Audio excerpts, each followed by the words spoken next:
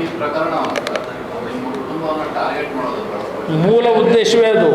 ನಿನ್ನೆ ಪೆನ್ಡ್ರೈವ್ ಅಂತ ಆಡಿಯೋ ಅಂತ ಕೇಳಿದ್ರೆ ದೇವೇಗೌಡರ ಬಗ್ಗೆ ಲಘುವಾಗಿ ಮಾತಾಡಿರುವಂಥ ನಿಮ್ಮ ಕುಟುಂಬವನ್ನು ಮತ್ತು ಕುಟುಂಬವನ್ನು ಹಾಳು ಮಾಡೋದು ಅನ್ನೋಂಥ ಪದಗಳೆಲ್ಲ ಬಳಸಿದ್ದಾರೆ. ಇದರಲ್ಲಿ ಸಂಶಯನೇ ಇಲ್ಲ ನಿಮ್ಗೆ ಹೇಳಬೇಕು ಅನ್ನೋದಾದರೆ. ಈ ಕುಟುಂಬದ ಇಮೇಜನ್ನು ಸಂಪೂರ್ಣ ಹಾಳು ಮಾಡಿ ಜನತಾದಳವನ್ನು ಮುಗಿಸ್ಬೇಕು ಅನ್ನೋದೇ ಅವರ ಪ್ರಮುಖ ಉದ್ದೇಶ ಇದೆ. ಯಾವ ಕಾರಣಕ್ಕೂ ಸಾಧ್ಯ ಆಗೋದಿಲ್ಲ, ನನಗೆ ವಿಶ್ವಾಸ ಇದೆ. ದ್ವೇಷ ನಿಮಗೆ ಕೆಲವು ಮಾತುಕತೆ ಅಂದರೆ ಗೊತ್ತಾಗಲ್ವ, ದ್ವೇಷ ಯಾಕೆ ಬರುತ್ತೆ? ಅವ್ರು ನಡೆಸ್ತಿರ್ತಕ್ಕಂಥ ಹಲವಾರು ಅಕ್ರಮಗಳನ್ನು ಹೊರಗೆ ತೆಗೆದು ಅಂತಕ್ಕಂಥದ್ದು. ಈಗ ನನ್ನ ಮೇಲೆ ಹೇಳ್ತಾರೆ, ನಾನು ಇವತ್ತು ನಿಮಗೆ ಹೇಳ್ತೀನಿ, ನಾನು ರಾಜ್ಯದಲ್ಲಿ ಮುಖ್ಯಮಂತ್ರಿ ಇದ್ದಾಗ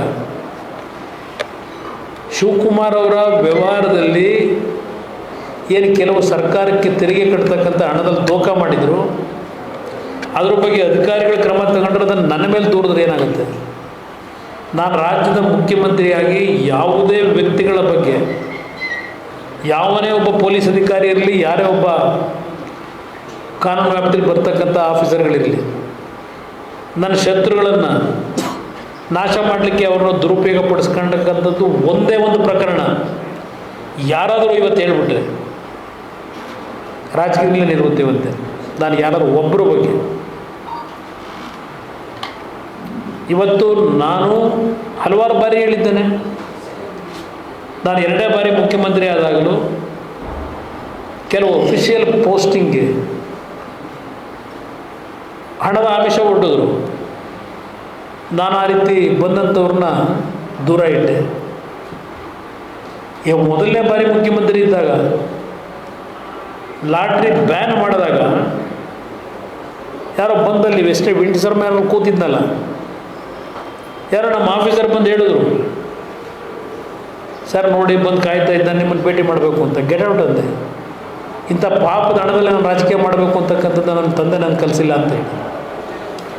ಆದರೆ ಇಲ್ಲಿ ಕೆಲವು ಕಾನೂನುಬಾಹಿರ ಚಟುವಟಿಕೆಗಳ ವಿಷಯದಲ್ಲಿ ನಾವೇನು ಚರ್ಚೆ ಮಾಡ್ತೀವಿ, ಇವತ್ತು ಅದೇ ನಮಗೆ ಮುಳ್ಳಾಗಿರೋದು.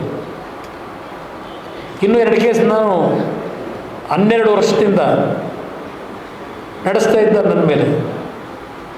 ಯಾತಕ್ಕೆ ನನ್ನ ಮೇಲೆ ಕೇಸ್ ಹಾಕಿದ್ರು? ಆ ಕೇಸಲ್ಲಿ ಏನೂ ಬಂಡವಾಳ ಇಲ್ಲ. ನಾನು ಮೆರಿಟ್ ಮೇಲೆ ಆಗಲಿ ಅಂತ ನಾನು ಅಧಿಕಾರದಲ್ಲಿದ್ದಾಗಲೂ ಕೇಸನ್ನ ಕ್ಲೋಸ್ ಮಾಡಿಲ್ಲ, ಹಾಗೆ ಬಿಟ್ಟಿದ್ದೀನಿ. ನಾನು 2ನೇ ಬಾರಿ ಮುಖ್ಯಮಂತ್ರಿ ಇದ್ದಾಗ 2 ಕೇಸ್ನ ಬೀರ್ಪೂಟ ಕ್ಲೋಸ್ ಮಾಡ್ಬೋದಾಗಿತ್ತು. ಯಾರ ಒಂದು ಪ್ರಭಾವಕ್ಕೂ ಯಾರಿಗೂ ಪ್ರೆಷರ್ ಹಾಕಿ ನನ್ನ ಅಧಿಕಾರ ದುರುಪಯೋಗ ಪಡಿಸ್ಕೊಂಡು, ನ್ಯಾಯಾಂಗ ಇರಲಿ, ನಮ್ಮ ರಾಜ್ಯಾಂಗದಿರ್ಬೋದು, ಯಾವುದನ್ನು ನಾನು ನನ್ನ ಆಡಳಿತ ದುರುಪಯೋಗ ಪಡಿಸ್ಕೊಂಡು ಯಾವುದೇ ಒಂದು ಸಂಸ್ಥೆಗಳನ್ನು ಇವತ್ತು ಕೆಳಿಸ್ತಕ್ಕಂಥ ಕೆಲಸ ನನ್ನ ಜೀವನದಲ್ಲಿ ಮಾಡಿಲ್ಲ.